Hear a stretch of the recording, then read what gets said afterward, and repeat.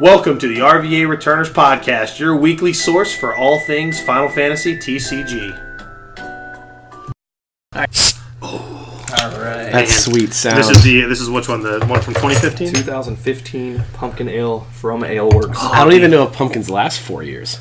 have you seen the front porch of like your neighbor? Yeah, have you seen the it's fucking gourd season? That's read that article. Here in 15 was a good year. Here in Virginia, it's always gourd season. And you know what else it is? Boys, girls, everybody in the audience, we're back. We are back for the next episode 27 of the RVA Returners Podcast. Guys, how you doing? I'm your host, Chris Adams. With me, as always, is Adam Lane. And you hear extra voices here in the background. We're not talking about five-color ninjas this week, but we've got some very familiar... Actually, I will talk about a 5-color weird deck. But, Excellent. But that's the soothing sounds of Adam Duncan. Hello, hello. And we have Austin Archer in the building. Hello. Flourish the Pinky. Guys, welcome. We are back. We're going to do... we got a lot to talk about today. We're specifically going to be zeroing in on a little event coming up next weekend. Maybe you've heard of it, U.S. Nationals. Yeah. Maybe. Not the magic one, right? No. Magic Worlds, that was this week? What? But, we'll get to that. We'll get to that. Right now, we're going to sip on this pumpkin ale, and we're going to do what we like to start with every week. You know what that is, boys? I think it has something to do with the news! Ooh.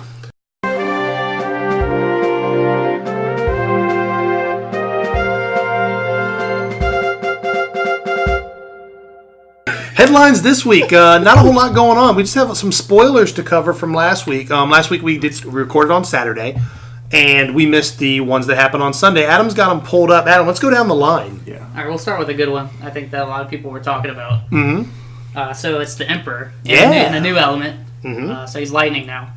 He's at 5 CP, 9K. Mm-hmm. On curve. Yep. When he comes into the field, choose 2 forwards your opponent controls, dull them. Mm-hmm. And during your turn, whenever a forward opponent controls becomes dull, choose 1 active forward opponent controls, deal it 3K. I think this card's fine. I think he's good as like a one of. And I say that because he does the one thing that people might have missed, but I'm sure a lot more people have not missed it, is he does have to choose 2 targets. Mm-hmm. It's like Alcid. Yeah, just like Alcid, yeah. Well, so it's when he enters the field. Correct. So he's been played. This is just a rules check. Does the ability just doesn't go off if he doesn't have 2 targets? Correct. Yeah. You can still play the cards. Yeah. He's still a 9K. But choose 2 is really significant. Extremely significant. I mean, he would be good if it was choose up to 2, but then you're paying 5 CP to what? Deal something? I'll tell you right Deal now. something? So, he's like, I think he's going to be a good one of just like that too. But in a meta of Vikings, man, when you're staring down boards of 4 things and things are 3K, Oh, yeah. you're just like, duel those 2 guys, kill that Viking, kill that Viking. Oh, yeah. Yep. Oh, yeah. Yeah. And then also too, it says whenever something becomes dull. Yeah, so when your opponent starts attacking, it's like, cool, he's attacking. We'll put 3K there. That's going to be a low-key big part of this card. So during your turn. Oh, it's only during my turn. Okay, I thought it said. Yeah. I thought it said I'm whenever glad you something. clarified that too, because that'd be nasty. Yeah. Okay. I'm glad you. But say like you He's not attack, Squall.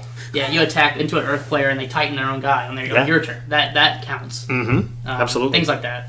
Yeah.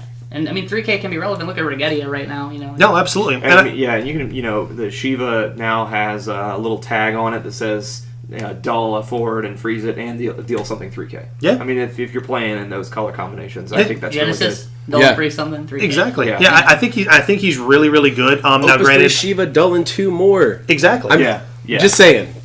Yeah, that's the blowout, I think. I mean, I kind of look at it like, it feels like Orphan to me. Orphan is a good card. We know Orphan's a good card. So it feels like a good card. Mm-hmm. The only like downside as I can see is Lightning does their top end is very, very heavy now. Yeah. That's Yeah, true. it is getting heavier. That's why I think it's a great one of. I think You it's got just like the backup Exeth, you got this now, you got Adia, you got Estinian. Yep. So I think he's good. One of solid. So the next card is a wind card. Mm-hmm. So it's the 4 CP Vada. He's a forward. He's an 8K. Mm-hmm. When he enters the field, if the costs used to play him included only wind CP, activate all the wind backups you control. It's a good card. I mean, I think it's an interesting card. Mm-hmm. It's not necessarily a free forward unless you have 4 wind backups. Right. But it's probably... Because it's just win CP, Well, right? but then you can't. You have to activate 4 Yeah, backups so make so it it's free. Yeah, so it's only free Well- if you spend all your like 4 backups. Yeah. True. It's not as limited as like Estinian. Sure. Like Definitely. the other Estinian Right. and stuff like that. Its limit is fine. It's an 8K. It's good. I mean, it's fine. Now, I always kind of look at deck building and like what you're putting in your 4 CP slot is kind of what you're really banking on to be your win condition in a lot of decks. And he doesn't feel like a win condition card. And then it's an interesting point to consider with win cards. A lot of win cards are free or reduced. Varts can be free. Connie Senna can be free. Those 2 very powerful cards. There's Wind Onion Knight, no one plays. He untaps a backup when he comes into play. So he's really a 3 CP, 8K, I think. He's a little undercosted in that sense. Fallacious Wanderer is undercosted. He untaps 2 win characters, I believe. 1 or 2. And Pain is easy to get for free. Pain is, and we know Pain is a good card. So I'm thinking this card's fine, but that isn't. If you built that deck I just described, that deck doesn't feel competitive. Right. I don't know if that's more of what Win needs to be competitive. Yeah, and I've said this a couple times. Like, I think, like I said, this card can't be bad because it can be a free body, Right. which is always good. But Wind as an element needs more cards that have like relevant text that do things after they get the Right, and that's the problem, man. Just because the honky-tonk man comes to the ring doesn't mean he's going to win, right? Exactly. And that's pretty much what this guy's doing. That He's is coming to the very ring, true. but he's jobbing out. Right. Like, there's- Well, and you're looking at Zidane in your 4-drop slot too. You're looking at Trey as And well. it- and and Ball Trey- Fear. Like, I Ball think Fear, all of those which- cards are different. just all those better cards cards. They have evasion. They can protect themselves. They have better abilities. And here's what Win doesn't have. It doesn't have an answer to the Emperor. All of these cool abilities that are on current Win cards don't matter if your opponent drops an Emperor. You have to be fortunate in combat to deal with that Emperor, unless you're playing Chaos Walker, and then there's downside. It doesn't have a straightforward way of dealing with Emperor, and all other colors do. Because you feel real bad when you kill their Emperor, and they're like, all right, we'll just drop this Nidhogg in its place or Yeah. whatever Yeah. Yeah, else. it's funny. Like I've said this on the card spotlight videos, and I feel like it's just gonna be a thing going forward. It's like every time I do a card spotlight on a card that's like fun, it's like in the cards section. They're like, "What stops this card?" It's always Emperor. Yeah. every Yeah. time. That card's still a hoser. He's still a good He card. says no. The diddle finger. No, it just diddles your card. Breathing is illegal. Yes. That's right. If you're on Octagon, breathing is illegal. Um, But yeah, cards. I think he's fine. Yeah. I'm going to try and play with him. I'll oh tell you yeah, that like I much. said, he can't be bad. He puts a body on the because yeah. he's free body. Yeah. In late game, you draw that guy. You just play him for free. Yeah. And that's good. And then you He's do great and your sealed. turn. You know, the thing that Val 4 from Opus 1 might be what makes all these free cards really feel good. Sure. If you punish your opponent by making them pitch the cards, by putting them in hand. But if you Val 4 your Connie Senna and your Barts and your, Pain and I forgot his name already. Who's this guy? Vada. Vada. Yeah, he's that Vader. forgettable. He's not exciting, but I'm still going to try and play with it. Yeah. Sure. The next couple cards actually excite me a lot, just because of what they're doing. Maybe not necessarily their power level. Sure. So first is the 3 CP Red Mage. It's a Oh, love forward. this card. It's a Love this card. 5K, so it's like a tad bit under curve.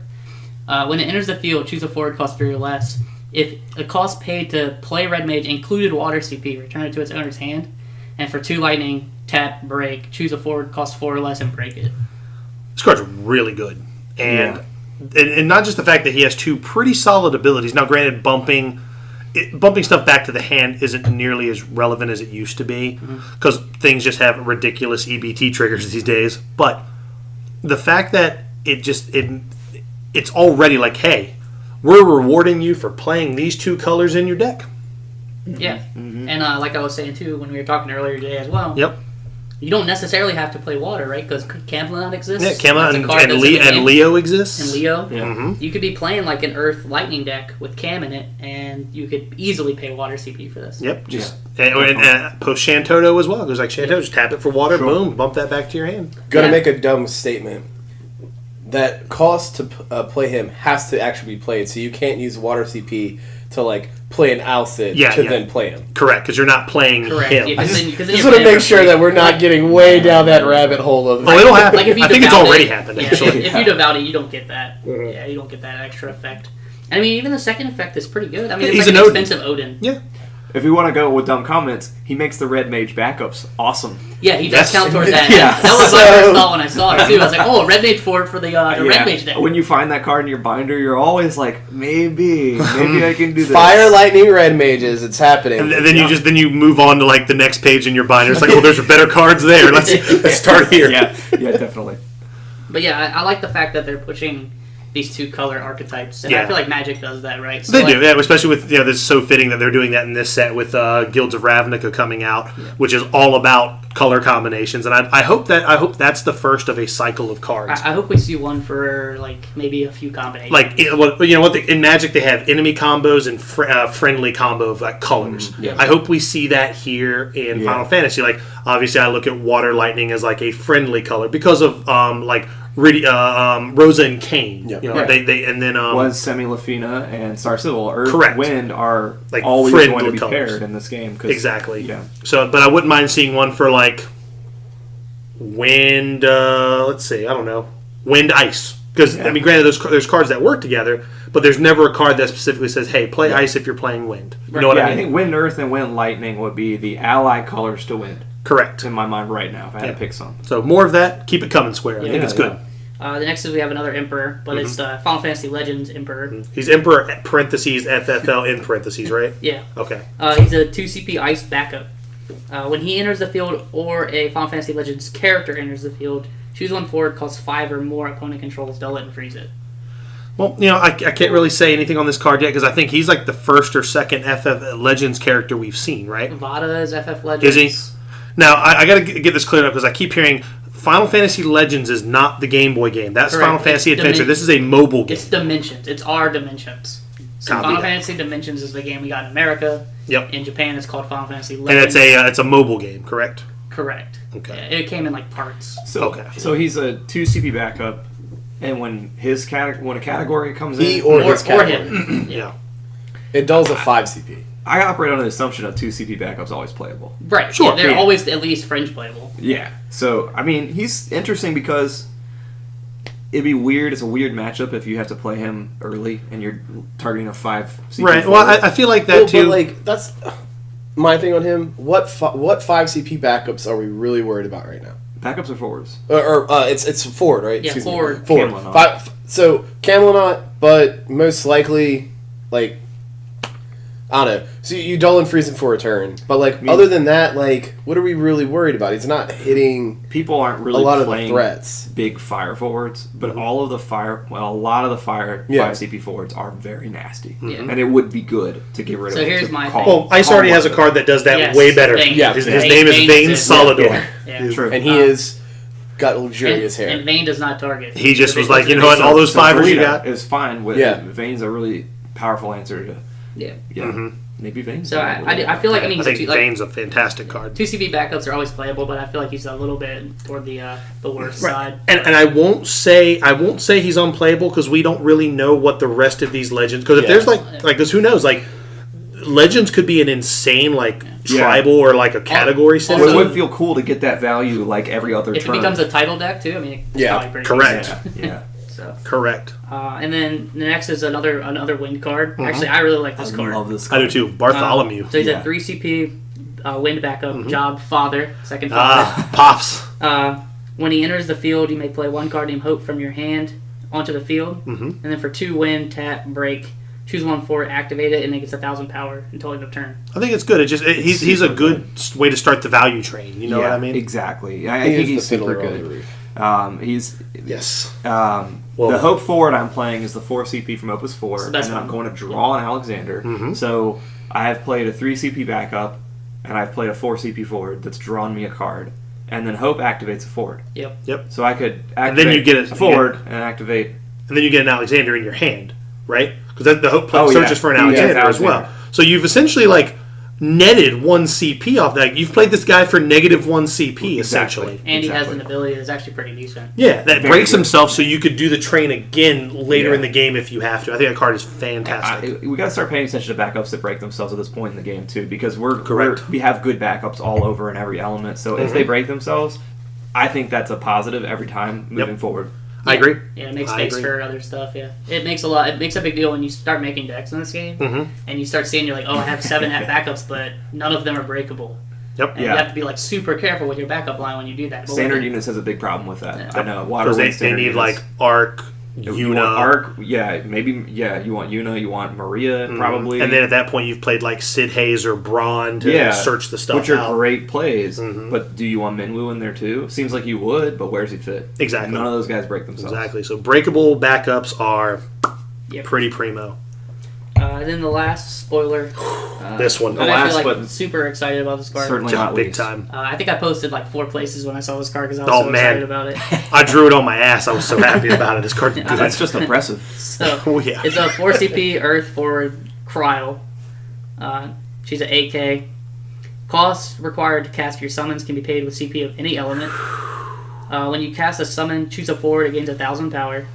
And then discard 1 summon. Until end of turn, Cryo cannot be chosen by opponent's abilities. Just do me one favor. Read that job that she has. Oh, where does she work? Her job is Warrior of Light. That's where she works. This card is incredibly versatile because of that. I'm looking at this card and I'm thinking Minwoo, Garnet, Cryo, done. Don't care what else happens to the deck. Gonna be fun. But you could jam her in a Warrior Light deck. Yep. I got a Warrior Light deck right now that would love to be able to cast Phoenix and not have to worry about fire CP. I was saying that too as soon as I started job as Warrior of Light. Yep. I think the other thing, like, you don't even have to go all in with the Minwoo stuff. Like, just do like Earth X with her and like Vegito. Yeah. Like, that sounds really good to me. You're exactly right. Vegito is better than I ever thought it was going to be. And then the thing is, such good stuff. Well, and the thing is too, right? Like Mono Earth already can play a very, very like solid Warrior of Light themed deck because you get Ingus, you've got Wool, you've got Light Warrior of Light, and now you've got her. Yeah. That board becomes more. That board becomes and then if you've got the backup that does the backup that gives you plus 2K when you cast an Earth Summon or whatever. Graviton. Yeah, you get Graviton and then her. So like if you Hecaton chair, something's getting 3K. Someone got rid of your Warrior Light. You just play Sarah Mobius. Get it back. Yep. The deck's very easy to build. That's what I'm saying. Like, and then also it gives Earth something like Earth kind of has a little bit of problem with like mono lightning. Now you just play this. Yep. And you're just like, okay, you can try to outset me, but I might cancel it. Right. Yeah. Right. Exactly. She makes Leo redundant in these decks. And then, and speaking of that too, like you've got this now you've got this new Cryo that fits in that multicolor Leo deck. That now you've got more S fodder for the one that just kills shit. Which I'll tell you that card's easier. The first Cryo, it's easier to get online than I ever thought it would be, and it feels so good when you do. Oh yeah. Yeah, but having to not build around finding it because you've got multiple copies, I'm in. And yeah, both of those cards want you to run multiple colors. And you can search this Cryo too. Yeah. Correct. Yeah. Yep. It's super true. Yeah. She's going to be fun. And she's a heroic card, right? I believe so. Yeah, she's only heroic. So we don't have to buy 40 packs to get our playset, hopefully. Exactly. Because Galef is one of the legend spots, which, man, like a lot of these heroics, like this set seems really good so far. Again, this is just a very, because we've seen, 15, 20 cards so far? Something like that. I think, maybe in the 20 range. Like, the power level in the set seems pretty okay. Like, all these forwards, like, they do things that, just looking at them on paper, they seem pretty powerful, right?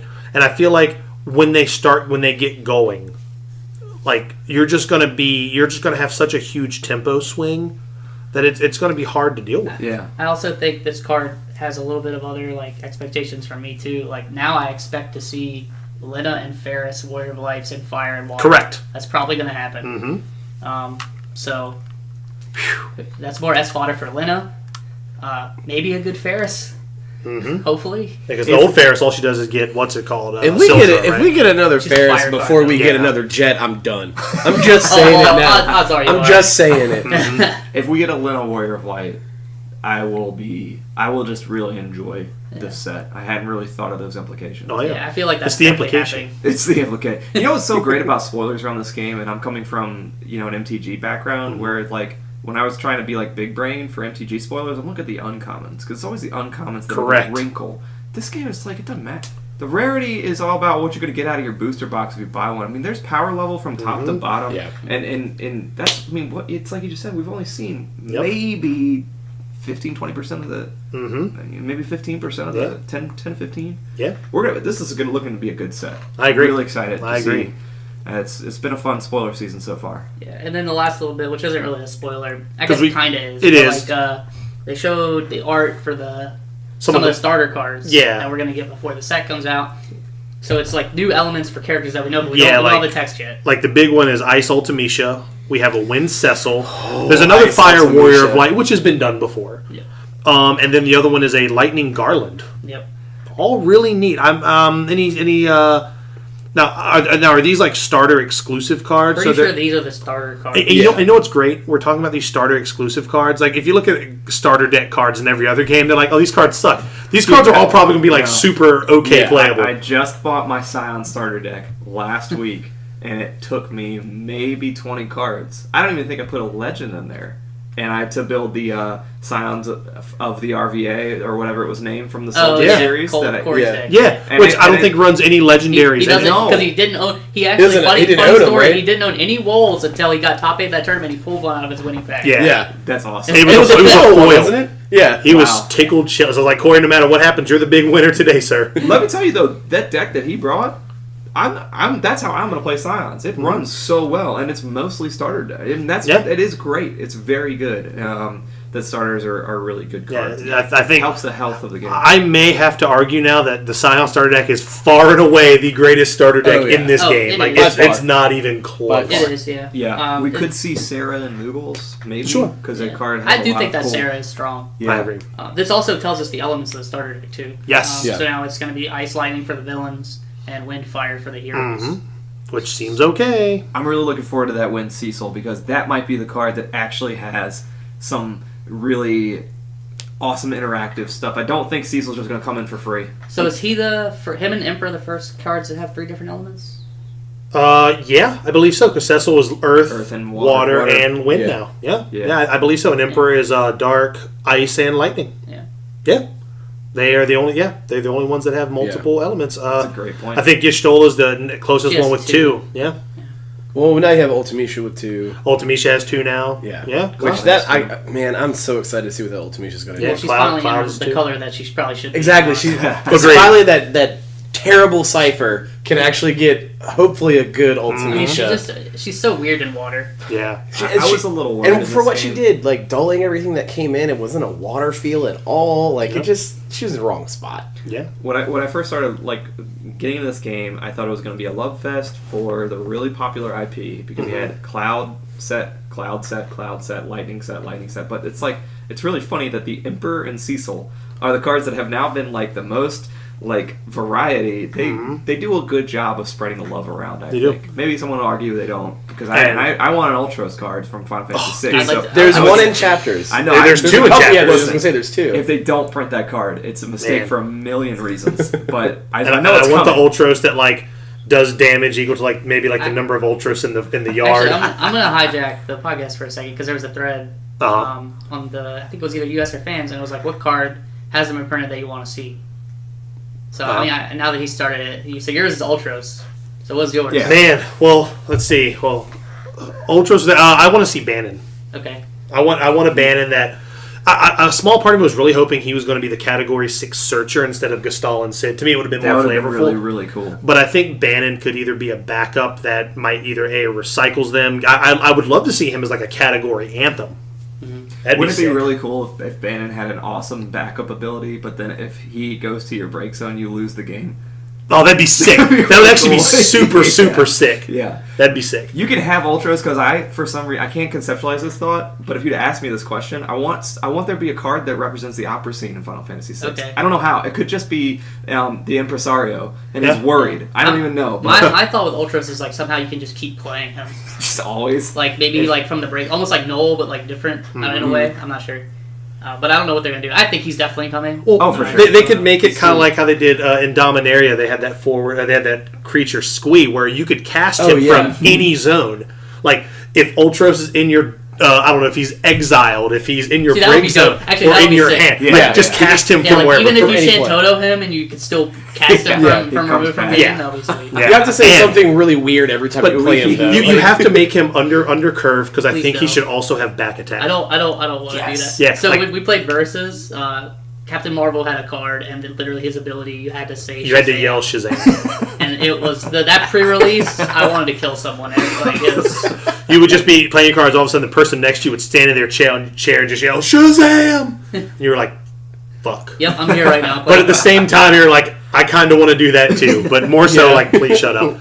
But I really think he should be slightly undercurved. He should have back attack, and you should be able to cast him from any zone, except for damage, obviously. We've written the card. That sounds perfect. Yeah, and it's just as obnoxious. RB, I hope you're listening. Yeah. Talk to Kageyama and make this card happen. Make him a dark card to keep that shit in check. I'd be fine with that, too. I'd be fine with that. Yeah. I think that would be cool. Maybe I think make him cast him from your break zone, but you have to put another card in your break zone. That'd be fine, too. Let him come back all the time. Yeah, that'd be sick. I think that's the card. Austin, now I guess we got derailed as hell on Ultras. I didn't realize how many y'all's love for that Squidman was. He's just such a doofy looking bastard. I've said it multiple times. I'm a huge Final Fantasy VIII fan. Mm-hmm. I would love to have a Grievier summon or a card of him, just because that just the implications of what that is. Mm-hmm. But truthfully, I would really like to see a Headmaster Sid card that can. I think 8 needs better searchers, and I put it in our character correspondence. Was 8 needs a better searcher, and I think Sid would be a perfect searcher for that. In that deck, because either you have to play Renoa, so you don't get to play Renoa, which is the other payoff card, far superior. Yeah. She's starting to see play now too. And then the only other thing that you're getting is the selfie that goes search for a seed candidate, which you have really one great option. Yeah, you're only looking for Zell. If you're playing fire. So I want a better searcher for that. So I think a Headmaster Sid card would be really cool. Even if she is limited to searching for a card name Squall, Renoa, Zell, or better yet, give me a Irvine. General Carway card. Which one? A General Carway. Renoa's dead. I would be cool with that because we can keep the father train going. It's we could do it. We can't call them daddy decks if they're playing Dadaluma anymore. Exactly. We have real fathers now. Yeah. Yes. This game has had its Mori moment. We've identified the real father. Yes. Not Dadaluma. He's been Dadaluma. Oh man, if you can make a father to call it Moripovich.deck. Oh man. Jesus. That would be the greatest. I'm gonna cheat. Actually, I'm gonna use a job. I want to see the Turks be like the Scions. That'd be cool. I want them to have a theme deck. They have no cards right now. None of them have any cards. Yep. There's no Reno, no Rude, no Sung, no Elena, no Rufus, or even a Vincent as a Turk. Yeah, which would be fun. So I would like to see that. That in Weegriff from Tactics, why or the Holy Knights. Yeah, I would like. There are a lot of Tactics characters that don't have cards that I would love. Mostly Gafgarion. Gafgarion, Winegraph would be dope. Mm-hmm. Yeah, all the Lucavi. You can have. There could be a whole deck, Lucavi deck. They could be like Archfiends. Yeah. Or give me a Tactics Balthier, because my title deck needs a 4th Balthier in it. 3 is not enough. But well, if it's a Tactics Balthier, you can't play it. Oh, you're right, son of a bitch! Bitch! Yeah, it's like Alcid, right? That Alcid. Yeah, that's right. Too. Granted, I don't even use any of those. I use Balthier because it's all Sky Pirates. Which I need to see that deck. It sounds awesome. It's gross. It's actually pretty annoying if you get Fran and 3 Balthiers out. Because even if you death penalty, you can only target Fran. We were playing and I Vincent special thinking I'm gonna kill 3 of these, and then I was like, I can only hit Fran. Yeah. Oops. And then what do I after you did that? I was like, after you did that, I was like, okay, I'll swing. Not worth. Main 2. Yeah. Play Fran. Go. Not worth. Yeah, it was. The deck's good. The deck's a lot of fun. Last part of the news is I remember last week we had briefly mentioned that one of our local stores, Pocket Gaming down in Pocosin, had to shut their doors. Well, with Adam Duncan being here, he's kind of gotten more of that information. But also, we talked about them picking up the pieces. And it sounds like dustpans are out, brooms are out. We've got the super glue. We're putting it back together. Why don't you go ahead and talk about that, Adam? Well, here's we have the technology. We have the technology. So the weird thing about this is if you look back as a player, we started where everybody starts. We had a handful of players, and we work into 8 to 10 every week, and what we ended up with was 18 to 20 every week. We were actually doing match slips like you would have at a Crystal Cup. Feels good. We hit the top of what a weekly tournament could be. Mm-hmm. And then the store closes, and people have asked me why it closed, and honestly the answer is it closed because of the same reason a lot of small businesses close. It's a tough thing to do to run a hobby shop. It's tough to run a retail store, and especially in a swamp. Yeah, I mean the Hurricane Florence didn't really hit our area at all, but that was a huge factor, and those are things that you don't see as a player all the time.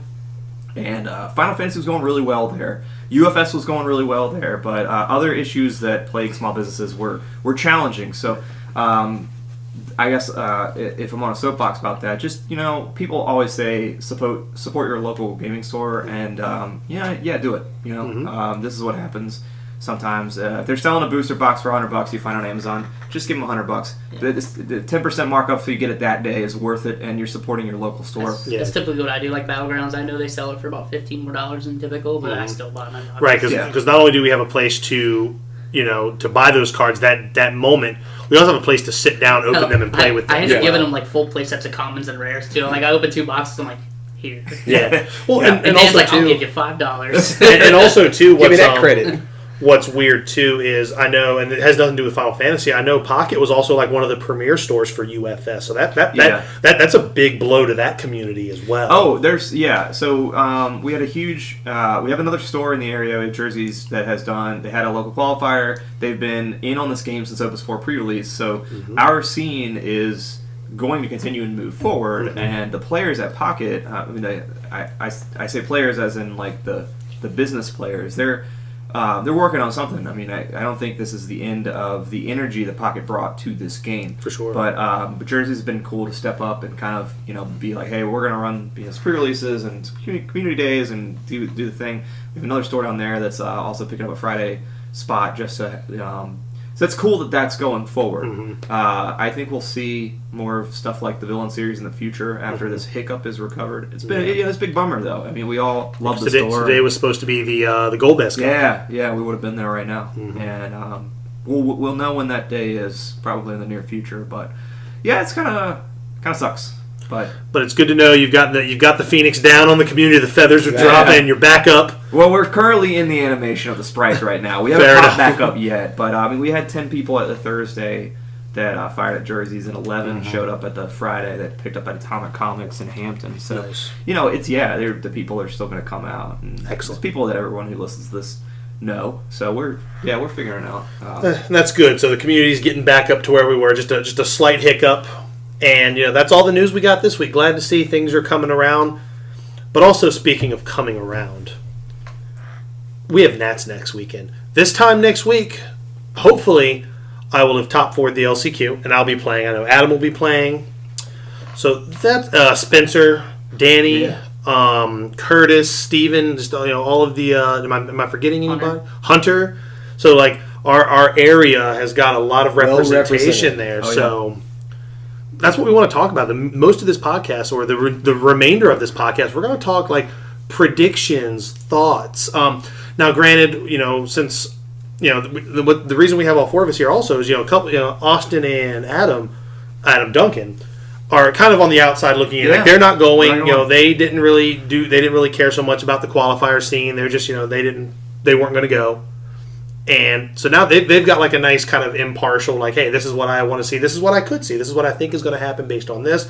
Whereas, Adam and I have been like in test groups and talking about stuff and things like that. And, we're going to talk more broad strokes. You know what I mean? Because I'm sure, because, we talk to people all across the country and people have their own things that they're doing, and we don't want to. So we want to say that up front, I guess is what I'm trying to say. We don't want to like say something that may make somebody think that we're like outing them or spilling the beans on what they're doing, essentially. Does that make sense at all? Yeah, it makes sense to me. Because like me and Chris are probably not going to say what we're playing. Exactly. But we'll still give our opinion. Yeah, I think because I think this is going to be a fantastic tournament. Yeah, and I'm going to speak on behalf of myself as a person not going. I'm not going to say anything that I've talked to with people who are going, because the competition is very thirsty coming into this. Which is the best of the best. Yeah, it really is. And if you're not going, it doesn't mean that you're not good. Yeah, it's fine. But it is. This is going to be a pool full of sharks. Right, and the thing is, the field's not even complete yet. There's still 4 more spots in the bracket. Yeah. There's 4 more open spots, and those will be determined the day before at the LCQ. Hopefully my name is on there, because I'm going the day before, and I am going to be busting my ass this week. Well, I think there's only 2 spots left, because you're getting one and Gregory Cole's getting one. Oh, man. So there's only 2 spots left. That's the dream. That's the dream. Well, let me tell you, though. I've already picked out the pair of pants I'm going to wear in anticipation of shitting them when 4 of those names you've mentioned are top 8. Oh, if any 4 of the people we've talked about make top 8, I'm shitting my pants. Oh, man. I got them picked out. I'll shit your pants. That's fine. I'll shit yours too. We're all going to be shitting our pants. It's going to be like the monkey cage at the zoo. It's going to be everywhere. And it's going to be happy shits. Oh, man. This is not Taco Bell 3 a.m. stuff. No. Oh, that's the worst kind. That's the worst kind. So if I had to say what's going to win. Yeah, so I guess we'll kind of break it down from there. Yeah. Let's talk about, we'll start archetypes. So archetypes that we expect to see. Archetypes we expect to see. I think I could name it. Sure. I think I can name them all. So the deck everyone's calling Vice Kings, which is Ice Water Vikings. And Earth Wind Dataluma. Scions, I think, are going to be there. Sure. I want to say Zidane deck. I don't know what that deck looks like, but I know you're going to see Zidane. You're going to see the Opus 6 Zidane all over the place. I'm forgetting one. I know I'm forgetting one. Mono Lightning. Mono Lightning, huge. Mono Ice. Those are the 2 I'm forgetting. Those 2 cards. Now, when you say Mono Ice, are you saying... I think talking about discard discard? Ice. I think people are going to play it because I think people want to get day 2 real bad. And I think they're going to... The perception around that deck is you're going to get a couple free wins, and if you've got buys, you're going to get to day 2. I'm not saying that's right or wrong. That's the perception. So I think people are definitely going to be playing. Oh, you'd be foolish to think that it's not going to be there. Yeah. So I think if I had to pick what's going to win, I'm going with a Dataluma deck. There's no way around it. I'm saying Dataluma has answers to the Zidane turn 1. You can play. I mean, there's. I don't know how you really necessarily have answers to Turbo Discard. You just play it right. You have to know the deck and know the matchup. I think the matchup is there. Well, they have really good forwards to play into that deck. Yeah. That deck does not want to see turn 1 Dataluma. Yeah, if they play turn 1 Dataluma, you're just like, you better have a way to make them discard something and then slam a Sid All-Stain. Like that's the only option. You need to empty their hand fast and Sid All-Stain that Dataluma. You may lose something in the process, but that's turn 1 Dataluma. Also, Wall's a problem. Wall's in that deck too. Lua's not in the Dataluma. Oh, the Dataluma deck. Okay. Scions, Here's yes. the thing. Sure. If I were going to play a deck, I'm playing Dataluma and Zidane. You can play that deck very easily. You sure can. You should. Turns out. I'm saying that's my prediction because the meta respects Dataluma, but it hasn't shifted to be all in on it. We don't see a lot of Minwu backups being played right now. At least I don't. There's a couple other cards that. Here's my tech piece. This is my gift to this podcast. Flintlock 2 CP water backup is disgusting. That's my tech piece to you guys. So card's good. That's me. That's Adam D. Sorry if that's blowing up your spot. I'm giving it for free from me. But we're not seeing. I just don't think the meta is responding. I think it's responding more to Turbo Discard. I think it's responding more to Mono Lightning and to Scions and other things. Correct. That's my call. Yeah. So, and here's a spicy question. What deck do you think makes up the majority of the field? Because there's always one. Like you look, perfect example again. Magic World Championships happening today. Red Black Aggro is 60% of the field. Now, granted, it's a small field. I saw that number and I immediately messaged you. I was like, Chris. Yeah. I was like, this deck's 60% of the field. And then I was like, for Magic, that's normal. Yeah. Like when a deck makes up between like 30 to 50% of the field, that's like the main. That's like the biggest deck. Do you think there's a deck going into Nationals, U.S. Nationals, that is going to be that? I do. What do you think? I mean, I think the Ice Water Vikings is probably going to be. That's a good call. It's probably better than my answer. I was going to say Lightning. I was going to say Mono Lightning. I think Lightning. Obviously, it's more straightforward because you're not having to worry about the balance of different colors, and not that it's a straightforward deck by any means, but your lines of play are a little bit easier because it's a mono element. But I think the inherent value that you get out of Ice Water is just too much to I think that's a good argument. Think about. It's important to say that we didn't really talk about Mono Water either because it's been a deck since Opus 3. Yeah. It's going to be there It's in the top cuts, like 2 or 3 Mono Waters. But I kind of wrap it in my brain around like Water, Ice. It's Layla Vikings deck. Yeah. And I don't mean to be that... that's an oversimplification, but that's the way my brain works. That turns out that's a really good engine to decks that can play it. Yeah. Turns out. A lot of decks can play it. Exactly, which is just the way it works. Again, and I also say that because any deck that has access to being able to flash Nidhogg back after it's been played.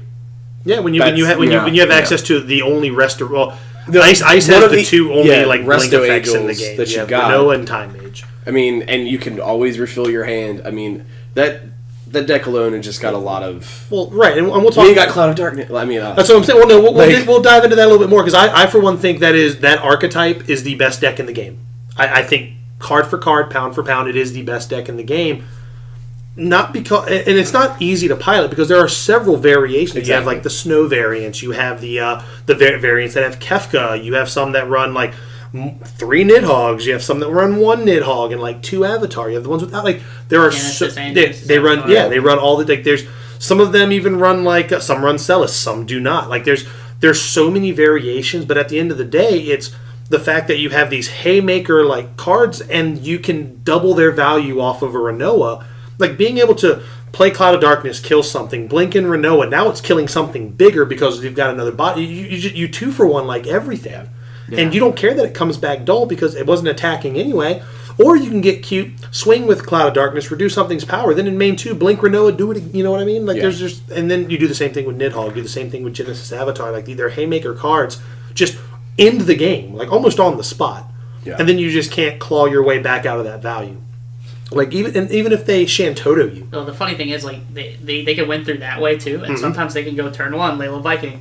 Better have an answer, and then turns out if you play an answer, they run Mateus, and it's like boop. Yeah, and I was saying this earlier too. Like in Magic, like I don't really play a lot of Magic, but I understand the game. If someone goes turn 1, 2 1/1s on you, you're like, that's fine.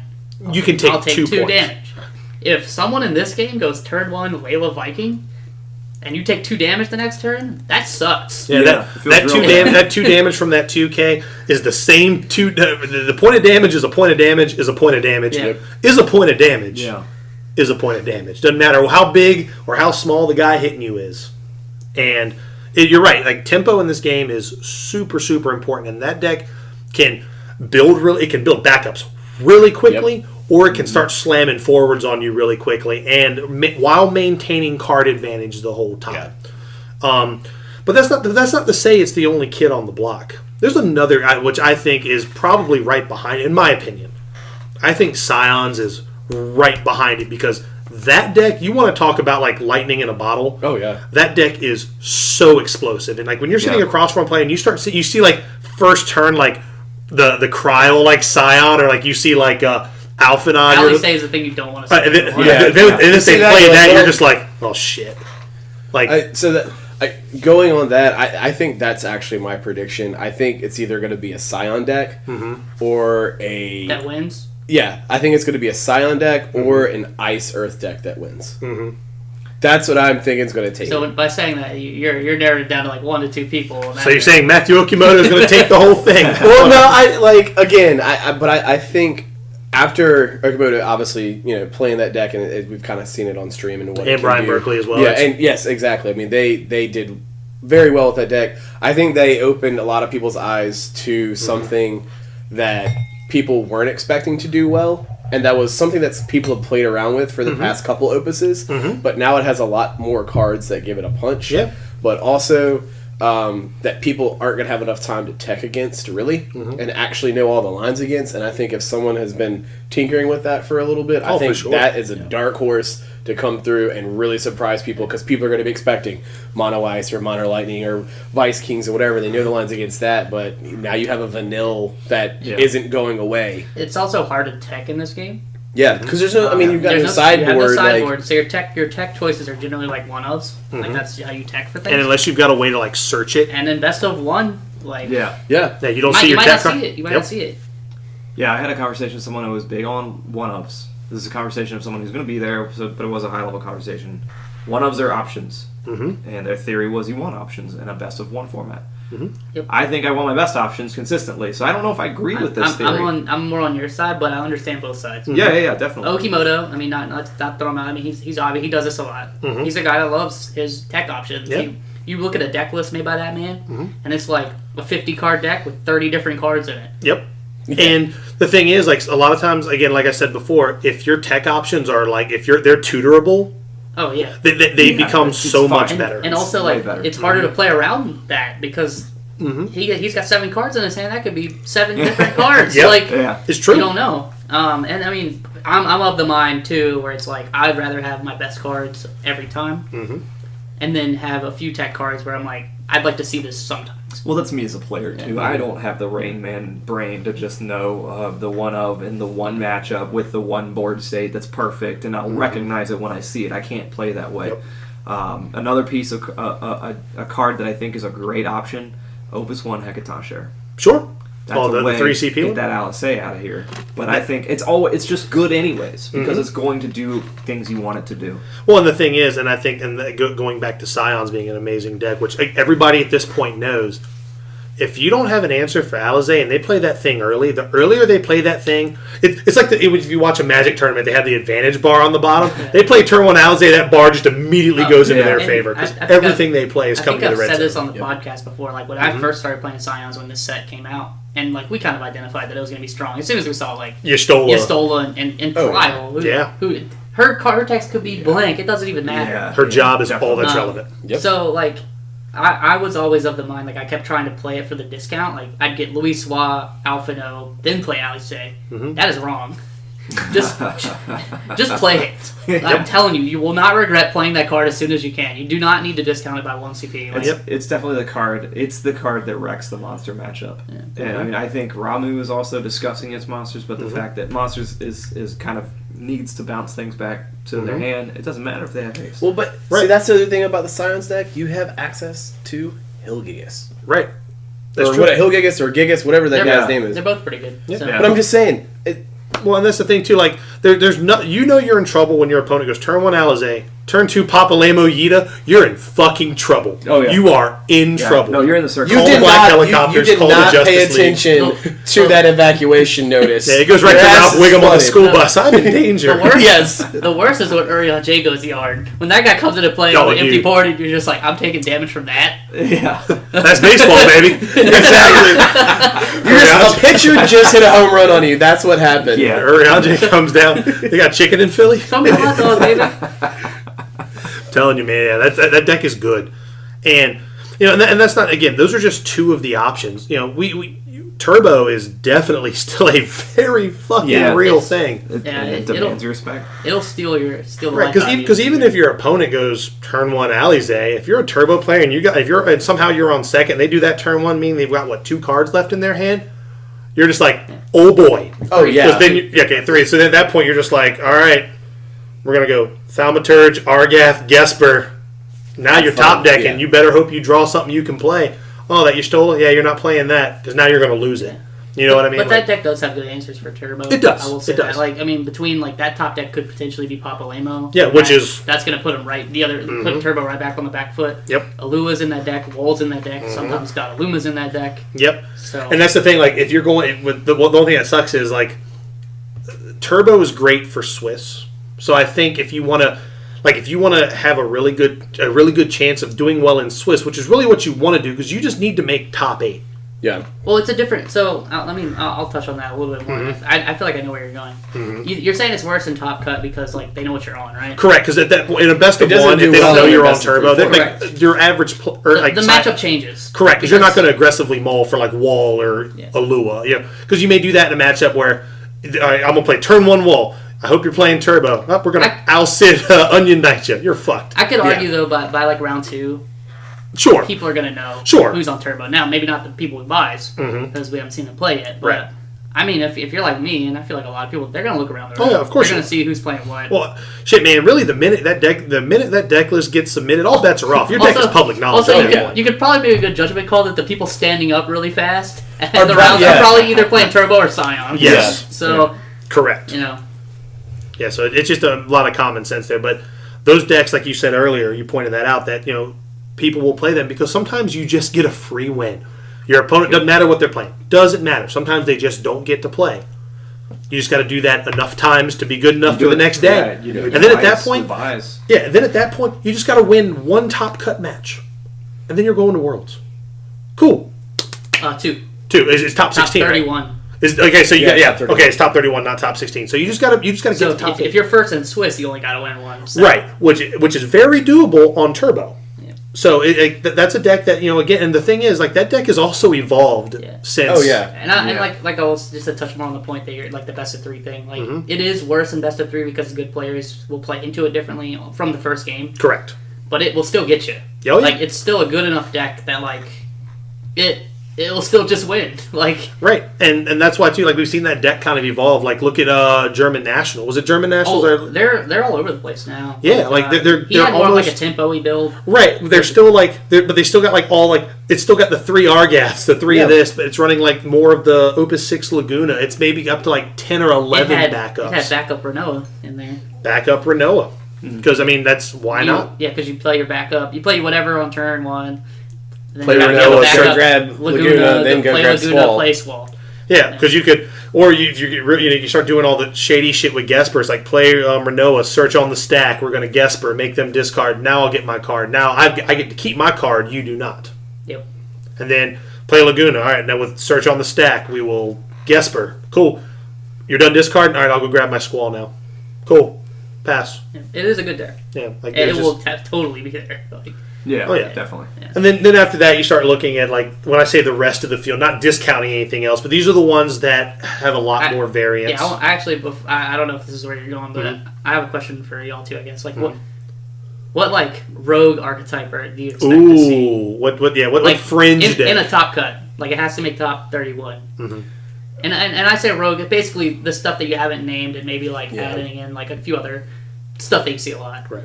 Well, so if I who brought the Category 2 tech to Gen Con? That was the Wells Box. Yes. Yeah. I could see Category 2 because, and I'm actually surprised I haven't seen more of it. Because it's hard to play. It is hard. Well, yeah, but as soon as I saw it on Gen Con, I sleeved it up, did an Octagon match with it. Maybe there are decks that I don't get in this game, but I got that deck, and I was like, man, I was looking at all these new Category 2 cards wrong, playing the good backups and the good forwards. Turns out this is powerful. I expect to see that deck present. I don't know if it'll be in the top, but so something that hasn't really made an appearance yet. I don't think we'll see any Monsters decks. I have tried to make that deck work, and it feels real bad. I just think there's too many answers right now for a legit, when I say a legit monster strat, not to cut you off there, but it's not the powerhouse it was in Opus 5. It just isn't. There's just more answers, and with Scions being what they are now, granted, Scions existed in Opus 5. The meta's sped up too. The meta's a lot faster. Yeah, that's what it is. I'm going to say a Fire Earth deck. There are a lot of different Fire Earth builds. That excites me, actually. I don't know if you saw the top 16 of Spanish Nationals. Dude, There the was a Final Final Fantasy, Fantasy it was VII called Bombing Run. It was a Final Fantasy 7. Pull that list Did up. it We're play gonna Bigs? Did it play the starter Bigs? I don't know. No, but I Grenade that played deals- that. I that played that wipes in my my titles. Yeah, we're going to take a quick tangent, and we're going to pull that up. That deck was like fucking. That dude's my hero, or lady, whoever played that deck. You are my hero because the list looks cool. It looks like super fun. I mean, I wasn't thinking 7. I was just thinking of all the powerful cards that those two elements have. Oh, yeah. The combination is there. It's a combination you that I could really really like. go in a lot of different ways right now with those two combinations. You sure can. Like, because you can still. You got the list pulled up. I got it. All right, fire away. Go ahead and read this list off. Alright, it's 1 Haste Tifa, 2 Warrior of Lights, Fire, Two. 2 CP, 3 Yuffie, 3 Light, Opus 4 Clouds, 2 Vivi, Legendary, 3 Starter Tifas, 3 of each of 4-drop Vincent and 5-drop Vincent, The Searcher of Vincent. Yeah. yep. Okay. Got- 3 Wool. That's This all the is forwards. extreme power level, though. I mean, everything is there. And the Vincent Yuffie package, very, very good right Vincent now. is very strong. Cloud, Light Cloud Yeah. is really undervalued. That thing is really good. Yeah. Oh, yeah. Trust me, I play Title all the time. That dude's insane. Well, I know you're eventually going to say the 7 CP Phoenix. It's actually not in the deck. Wow. Yeah, it's actually not in the deck. You got a Mojito back there. No, It's Mojito. yeah. Sounds like a Seven, Mexican dish. Yeah. 7 CP Phoenix isn't as good as it actually feels though. So I disagree. The summon package is 3 Belias, Oh. 3 2 CP Hecatons, and 3 Titans. That's fine, though. The 5 That's CP fine. Titan. Yeah. That 5 CP Titan, I was dead wrong when I saw that. I thought it was okay. I thought it was okay too. It's Mike, definitely a lot I better. was than I was that. so high on that thing from day one. I was like, that card's busted. I I don't might think it's- argue it's the best combat trick in the game. Oh, it always 2 for 1s. And Yeah. if you're playing against a player that's good, it always 2 for 1s. Yeah. Yep. Always. And it could 2 for 1 out of nowhere. It is an RKO out of nowhere. Yeah. Straight up. So, I mean, the backups are pretty standard. You got monks and Mogmobius and ninjas and sages, And Jesse. Jesse, Zangan, and then 2 Minfilia and 3 Shantoto. Yeah. That deck seems real saucy. That could be a fun deck tech to do later or something to play online. But I love Final Fantasy VII. Yeah, that's what I'm saying, man. Like, anytime I see a deck that synergizes around like a particular category, that shit revs my engine, man. Like in any card game I play, I am all about tribal strategies. Yeah. Like that's why, like again, with title, I like playing Sky Pirates. I like that. I like tribal synergies. But go ahead. Oh, I mean, I was just saying that Ahito plus free summon is better than I thought it was going to be too. And I can't believe that deck. Well, first of all, I can because the forwards are very powerful, but I would have expected. It feels like there's still a weapon that's not in that arsenal. Mm-hmm. One of the best weapons. Yeah, it could definitely be good for sure. Yeah. And I like Ajito a lot too. I do She's too. really strong. And I think as far as fringe decks go, like if I were to pick what I think one that will be in the top cut, I would expect probably some sort of like Ice Lightning or Ice Wind deck to be in the top cut. I would think something that's running probably a package that most people wouldn't. I can't think of anything off the top of my head. But here's my one spicy take. This is my hot take.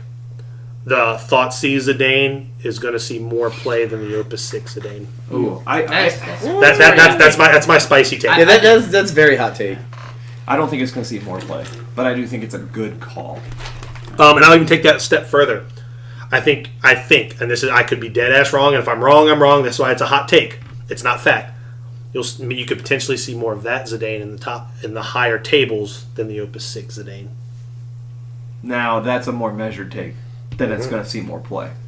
That Zidane is very good. We're talking stat tracker stuff now. Yeah. And again, I could be dead ass wrong. Yeah. I personally like that Zidane better than any of the other ones. Granted, Opus 6 Zidane is fucking stupid. That card is a card you have to answer quickly because it can get out of hand. Yeah, I mean, because the difference is the Thoughtseize one's only going to get you once. Mm-hmm. The other one, Unless as many times as you let it stay down. Right, unless they start, again, this goes back to having that Win Ice archetype. You play that thing, like Renault it, start doing some tricky stuff with that. Oh, yeah. I mean, it's then they start stripping your hand. Like I think backups. Right, to me that's the deck, like that style of deck could be one that just blows its way, no pun intended, into the top cuts, and just because there could be somebody sitting there that's been working with this thing, they've been running through the meta matchups, they feel like they've made all they could be running both of Zidanes in that deck. You just play the one that matters, that feels good at the time. That's fair.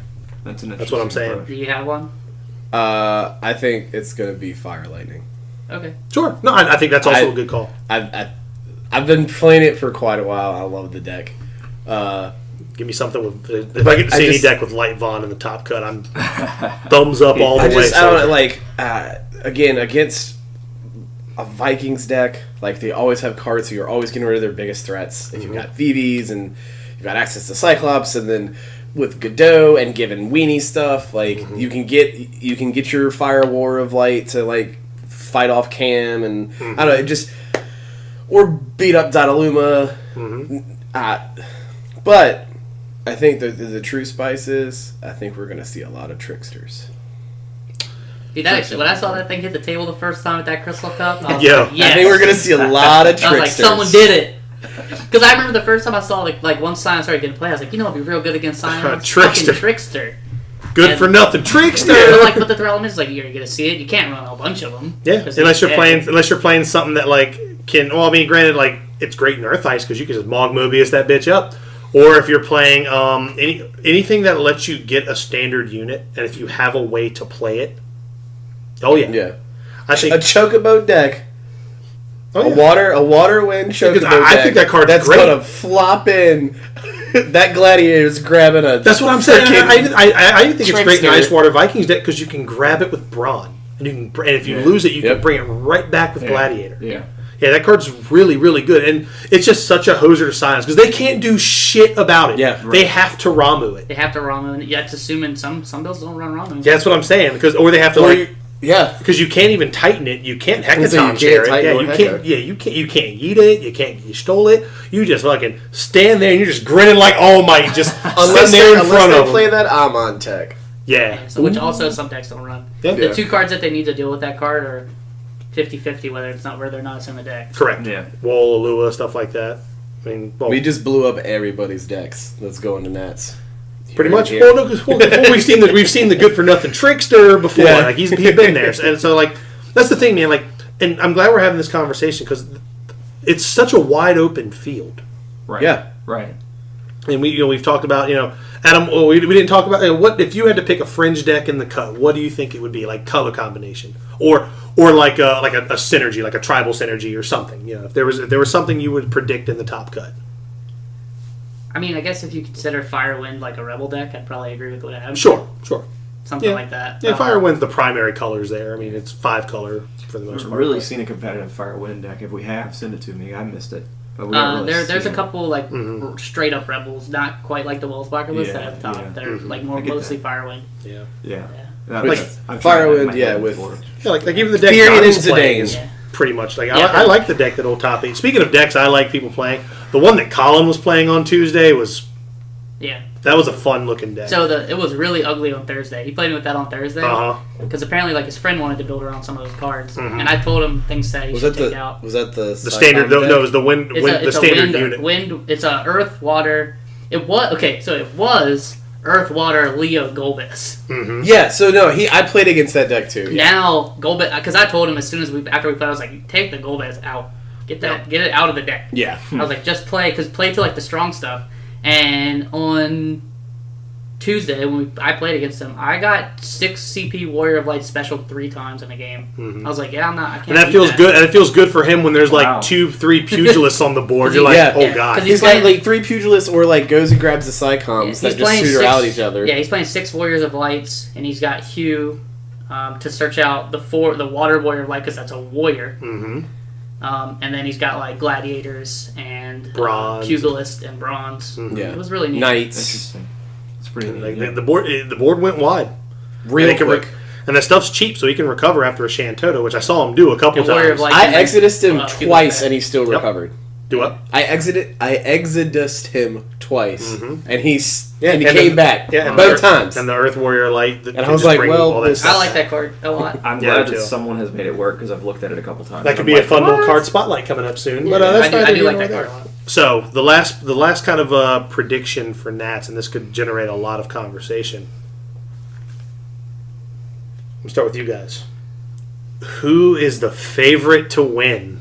Who do you think of all? And now, granted, there's a lot of people here. It could be some dark horse out of nowhere that somebody we've never even heard of. Very true. But the usual suspects are all there. And who'd you say did the Cat 2 tech? That's Wellsbacher. Yeah, that's Jordan and Devin. Both him and his brother are qualified, and their teammate Corey. Yep. He hit my qualification from Gen Con, passed down to him. So 3 or 4 FF Deck people. They're from FF Decks. They're qualified. I'm nodding their way because I think they paid close attention and got the category 2 when no one else was doing it. So they're my candidates. If I'm putting money down, that's on them.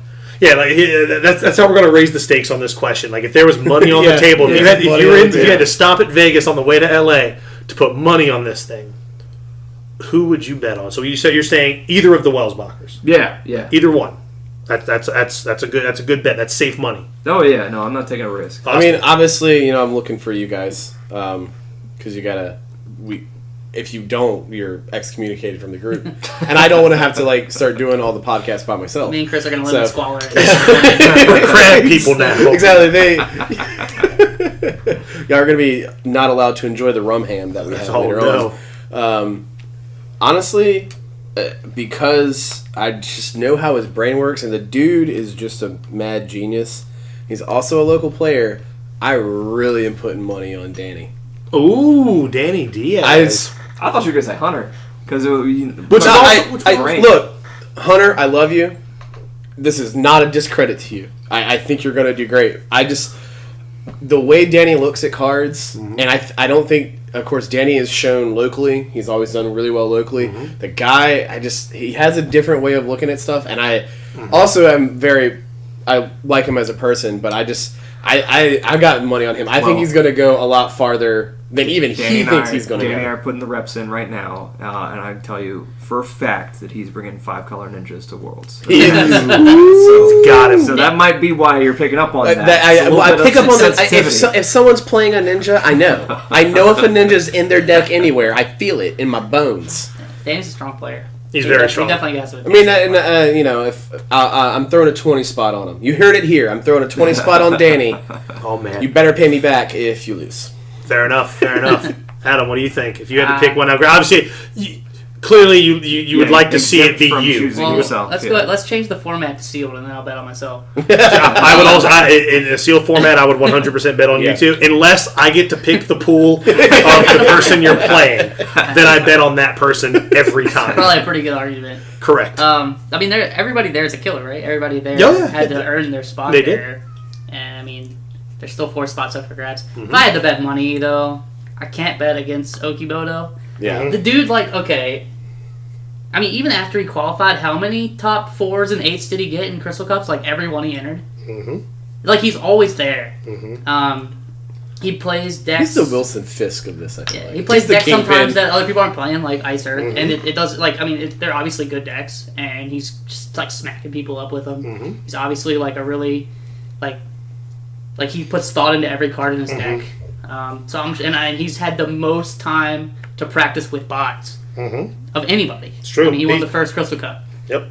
My money would probably be on him. Yeah. If it wasn't on him, I'd probably go with the second person, which is Jordan. Yep. Jordan. I mean, because he's the only person that has 2 Crystal Cup victories, true. which is a big deal. It's true. He took the buys away from another person. He eliminated somebody from that extra sleep. Yeah, so It's tough. I mean, I think they're the big dogs to beat, but you can't sleep on the other Crystal Cup winners either. Like, they're obviously favorites, and then there's obviously people that are strong that people are looking at. I mean, I think our local scene is pretty strong. I think every player that we're setting is pretty strong. Yeah, I agree. But yeah, if I had to bet money, it would definitely be Okimoto for sure. Yeah, no, I agree. If I had to put money on it, it's tough, right? Because I would definitely look at the Crystal Cup winners, and that includes, we haven't mentioned Jay, but like Sam Prime's another one who has a lot of tips. Zach Burrell, like those guys, I think are good enough. I could easily see the finals coming down to, like, if bracket dependent, I could easily see it coming down to Sam and Okimoto. It'd be Like, it'd be dope. or I could see top 4 being like Jordan, Okimoto, Sam, and hell, the reigning Nats champ is going to be there too. Isn't Joe Lazinski going to be there? Yeah, Chocobo Joe. He qualified through an LCQ. You can't sleep on that guy either. No, he's a good player. It's tough, right? And then maybe the best hair in the biz, Cody Snodgrass, will be in there. But like I want to name drop all these people because they're great friends of the podcast and they're all killers. I think now the final number is 104. Yeah. So I think just to be different, since you picked Okimoto, you picked Danny, you picked either of the Wellsbachers, I'm going to pick the ranch master himself. Hunter Nance, you are my prediction to win Nance's own. Light and creamy. Yep, I'm going to be in his corner dressed like the Doritos Birdman. When I see him ranch something, I was going to be like, ranch! After every round. Yeah, he's not going to be part of a circus there. He's coming for business. Oh, that's what I'm saying. Like, that's the thing. Like, his brain can switch all that shit off, and he is going to be one that you're going to have to. I mean, but this is also everybody. You're going to have to earn every win. Oh yeah. So he's my favorite to go deep. He's my favorite to win the whole thing. That's my pick. Yeah, That's my pick. Hunter's also really strong. Like I said, it's 104 people. All 104 people are there Correct. for a reason. Yeah.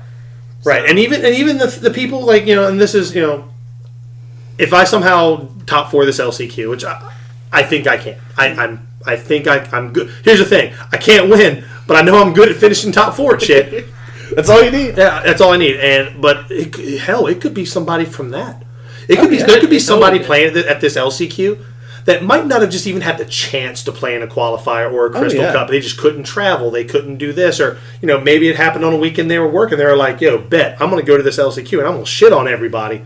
And they do. And that's the secret. And then they go to Nats, and then they shit on everybody there, and it's like, I'm the best in the world, mic drop. And then they go to Worlds and get shit on there, because that's what the North America does at Worlds, apparently. But I think we got strong players. We've got a small sample set, Art. correct. One time, that is true. But I'm just saying, I think the point of all that is, we have people who we think can win, but it's really anybody's game. Yeah, it's a field full of killers. Just a field full of killers. And this is for everybody who's going, and everybody who's even playing at the LCQ with the hopes to get to play in Nats.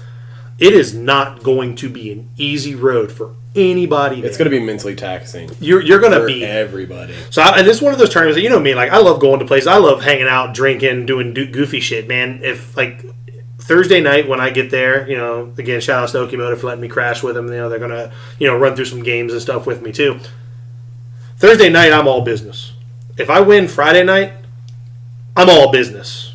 You know what I mean? Like there's gonna be no time for dicking around until after it's all said and done. Like this is a business trip. We got the suitcase rolling behind us, neckties on, Palm Pilots in the hand. Now that you said, I really hope Hunter shows up like full 3-piece suit with a suitcase with his deck in it. Oh, he will. Man. Only if he has a monocle. He's gonna be like stodgy Japanese businessman. He's just gonna be. No, I see him. If he's going that way, he's going LeBron James' way. He's gonna be in this elegant, crazy. Oh God! If Hunter comes with the chalk. Oh! I would die. Please. Yeah, the only way he'll come with the chalk is if he can find the secret bathroom. So Hunter, I'm gonna tell you this right now. The day before, since we'll be in the venue, I'll be there for I'm gonna find the secret bathroom for you, and I'll let you know where it's at. No, we're not gonna have another Gen Con incident. So I got your back, buddy. Don't worry, I'm there for you. So yeah, that's it for this week. Appreciate everybody tuning in. Next week we are super excited to get to see everybody in LA. It might be a week off, honestly, because it's gonna be really hard to record. Yeah, we might not record something next week just because we're going to be there. We're not coming back till Monday, and then obviously I got to jump right back into work after that. So we may the just Nats wrap up might be like the following Saturday, or maybe we put it out a little early. But keep in mind we will be posting videos and things like that, because one of the best things about not having, if I don't, again, I hate like sounding like I'm shortchanging myself. But here's the thing: even if I don't, if somehow I miss the cut for the LCQ to go into Nats, I can still put out content for you guys. I can interview people. I can vlog some stuff, because me and Steven will actually be doing a lot of vlogging that day, because Steven's actually flying out with me. He's qualified. He's not playing in the LCQ, but he needs a flying buddy, and I prefer to fly with somebody I know. So. We're going to vlog that whole thing. So there'll be plenty of content coming from us that weekend, and the Turks as well. But we won't have a podcast next week unless somehow people are like, hey, you want to do a podcast? Yeah, I highly doubt. I'm not bringing my No, I wouldn't either. Anyway, and we would record it from a phone, but we saw how that happened last time. So Yeah. It probably won't happen. We'll just, unless somebody's like, I've got my laptop and information, we'll just email it to you or whatever. There's never say never, but it's looking very unlikely. Yeah. But, thanks everybody for listening. Adam, Austin, thank you guys for being on, man. Yeah. We love having the input. We love having the full squad here. Yeah. Like, this is full, The team assembled. Yeah, this is we have Voltroned up. If Drew would just kick down the door and form the head, man, we'd be complete. They were ready to go. put us all in the same outfit. Yeah, exactly. We're all just wearing like one giant shirt standing side by side. One giant Saban shirt, speaking of which, you can still get that. Do we should. Yeah, no, we gotta get on that. Yeah, we need the next T-shirt, like, especially when after Hunter wins nationals, Nance's own ranch, the national brand. Don't worry, it's coming. Well, I mean, he's already international with ranching. It's true. It's happened, true. He's going global. Ranching going global. Good night, everybody. Hey, everybody. Thanks for listening once again to the RVA Returners podcast. If you like this content and you want to hear more, check us out on YouTube at RVA Returners, and make sure you follow us on SoundCloud and check us out on Google Play and iTunes.